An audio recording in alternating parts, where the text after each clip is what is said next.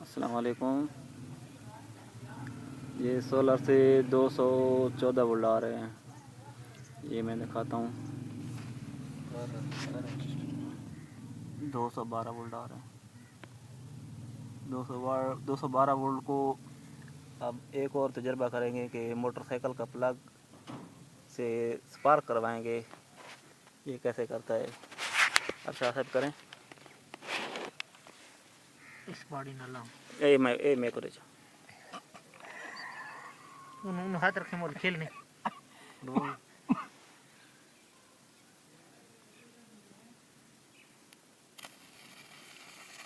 ये देखो 212 वोल्ट ये स्पार्क कर रहा है।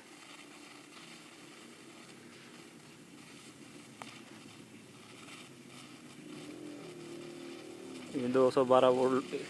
अब इसके ऊपर एक और तजर्बा करके दिखाते हैं आपको। ये बिल्कुल इसको लाल कर दिया है।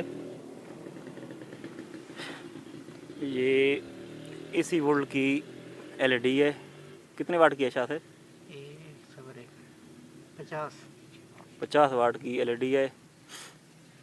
ये सोलर की पेवर डीसी करंट पे चलाएंगे। 50 वाट ये कितने ऐसी पहले